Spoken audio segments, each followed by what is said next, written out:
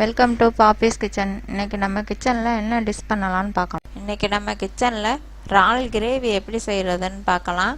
நீங்கள் இதுவரையும் இறால் வறுத்துருப்பீங்க, குழம்பு வச்சுருப்பீங்க. இது ரெண்டும் கிடையாது, இது கிரேவி. இதை கண்டிப்பாக செஞ்சு பார்த்துட்டு எப்படி இருக்குன்னு கீழே கமெண்ட் பண்ணுங்கள். எதுவும் டவுட் இருந்தால் கண்டிப்பாக என்கிட்ட கேளுங்க. இது மாதிரி கண்டிப்பாக ஒரு நாள் செஞ்சு பாருங்கள். இன்றைக்கி இதை பார்க்கலாம் வாங்க. 1 கிலோ இறால் எடுத்துக்கோங்க. அதை எடுத்து இந்த மாதிரி க்ளீன் பண்ணிவிட்டு வச்சுக்கணும். பல்லாரி 5 பல்லாரி எடுத்துக்கோங்க, மீடியம் சைஸு. 2 தக்காளி, 2 பச்சை மிளகா, மல்லித்தலை கொஞ்சம், இஞ்சி பூண்டு பேஸ்ட்டு கொஞ்சோன்னு, கேசரி powder red colour, mutton masala கொஞ்சம், மிளகாத்தூள் 2 ஸ்பூன் போட்டுக்கணும், உப்பு தேவையான அளவு, மஞ்சத்தூள், ஆயில் கொஞ்சம் 200 மில்லி ஊற்றணும். 1 கிளாஸ் தண்ணி எடுத்து வச்சுருக்கேன். இது தேவைப்படாது, தேவைப்பட்டால் ஊற்றிக்கலாம். பல்லாரியை கட் பண்ணிக்கிட்டேன். இந்த மாதிரி மல்லித்தலையும் இந்த மாதிரி பொடியாக கட் பண்ணிக்கோங்க. பச்சை மிளகா கட் பண்ணிக்கிட்டேன். தக்காளியும் கட் பண்ணியாச்சு. இப்போ கடாயை அடுப்பில் வச்சு 200 மில்லி ஆயில் ஊற்றணும். நீங்கள் என்ன ஆயில் யூஸ் பண்ணுறீங்களோ அதே ஆயிலே ஊற்றிக்கோங்க.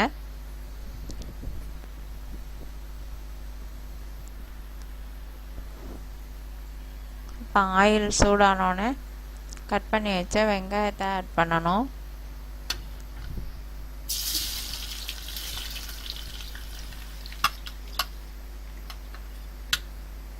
இதில் பட்டை கிராம்பு இதெல்லாம் எதுவுமே போடாதீங்க. நேரடியாக வெங்காயத்தை போட்டு மிக்ஸ் பண்ணால் போதும். இப்போ இதில் கொஞ்சம் உப்பு சேர்த்துப்போம். நம்ம அப்போ தான் இந்த கோல்டு கலரில் நல்லா வதங்கி வரும். கொஞ்சமாக உப்பு போட்டுக்குவோம்.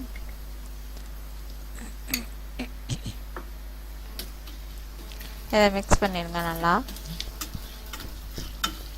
நல்லா வதங்கி இந்த கோல்டன் கலர் வந்துடுச்சு. இப்போ பச்சை மிளகா கட் பண்ணி வச்சதை அதில் போட்டுக்குவோம். மல்லித்தலையும் தூவிடுங்க.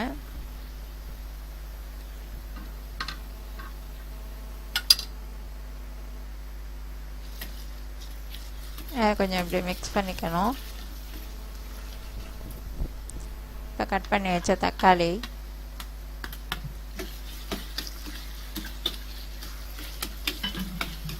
மிக்ஸ் பண்ணி கொஞ்சம் நேரம் வேகட்டும்.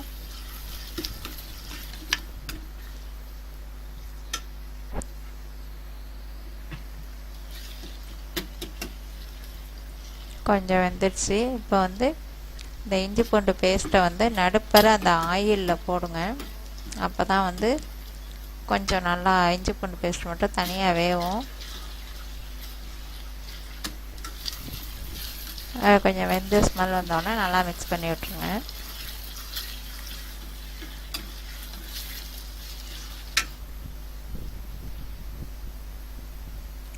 இப்போ மிளகாத்தூள் 2 ஸ்பூன் போட்டுக்குவோம்.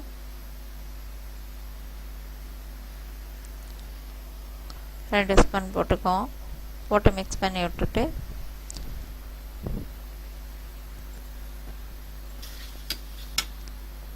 அடுத்து மட்டன் மசாலா எடுத்து வச்சோம்ல, அதில் ஒரே ஒரு ஸ்பூன் போட்டால் போதும். 1 டீஸ்பூன், அதிகமாக வேணாம்.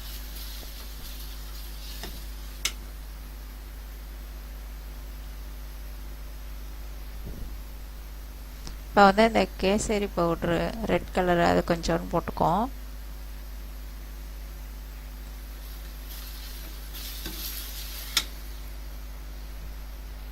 இப்போ மஞ்சத்தூள் இப்போ போடக்கூடாது. அது நம்ம அப்புறமா கடைசியில் போட்டுக்கலாம். அது அப்புறமா நான் சொல்கிறேன். இப்போ க்ளீன் பண்ண இறாலை இதில் கொட்டி மிக்ஸ் பண்ணிடணும். இந்த தண்ணி இல்லாமல் நல்லா வடிகட்டிட்டு எடுத்து போட்டுக்குவோம்.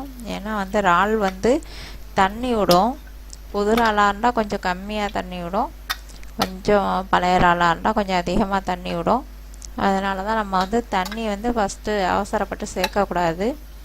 இறால் எந்த அளவு தண்ணி விடுதுன்னு பார்த்துட்டு அப்புறமா வேணும்னா தண்ணி சேர்த்துக்கலாம். இதிலே வெந்துடும். இப்போ நல்லா மிக்ஸ் பண்ணிவிடுவோம். இது வந்து கலர் பவுட்ரு ஏன் போட்டேன்னா கேசரி பவுட்ரு நல்லா இறால் வந்து ரெட் கலராக நல்லா தெரியும். நீங்கள் மஞ்சளாக செஞ்சால் பார்க்க வந்து அவ்வளோக்கா இதாக இருக்காது. இப்போ நல்லா மிக்ஸ் ஆகிடுச்சு. இப்போ வந்து மஞ்சத்தூள் எடுத்து 2 ஸ்பூன் போட்டுக்குவோம். 2 டீஸ்பூன் அளவு போட்டு மிக்ஸ் பண்ணிடணும். இது ஒரு 15-20 நிமிஷம் வேவும், அப்படியே வச்சுருவோம், வேவட்டும். நல்லா மிக்ஸ் பண்ணி விட்ருவோம். இப்போ பார்த்திங்களா இறால் வந்து இவ்வளோ இந்த அளவுக்கு தண்ணி விட்டுருச்சு. இதில் நான் வந்து தண்ணியே ஊற்றவே இல்லை. அதுக்கு தான் நான் வந்து ஆரம்பத்தில் ஊற்ற வேணான்னு சொன்னேன். இது வந்து நம்ம கலர் பவுடர்லாம் போட்டிருக்கோம். இருந்தாலும் மஞ்சத்தூள் ஏன் போடணும்னா அந்த இறாலோட கவுச்சி ஸ்மெல் இல்லாமல் இருக்கணும்னு மஞ்சத்தூள் போட்டுக்கணும். அப்போ தான் இந்த வந்து தண்ணி விட்டு திருப்பி வேவும். இந்த பாருங்கள் நல்லா வந்து இந்த அளவுக்கு வற்றி போகிற அளவுக்கு அதிலே வச்சு மிக்ஸ் பண்ணிக்கிட்டே இருக்கணும். 20 நிமிஷம் வேகணும். அந்த 20 நிமிஷத்தில் ஒரு 2-3 தடவையாவது மிக்ஸ் பண்ணி விடுங்க. இல்லைன்னா வந்து அடியில் வந்து மசாலாலாம் உட்காந்துரும். அப்புறம் வந்து இறால் சப்புன்னு போயிடும், அடியில் மசாலா வந்து பிடிச்சி போயிடும். அதனால் அப்படி மிக்ஸ் பண்ணிக்குவோம்.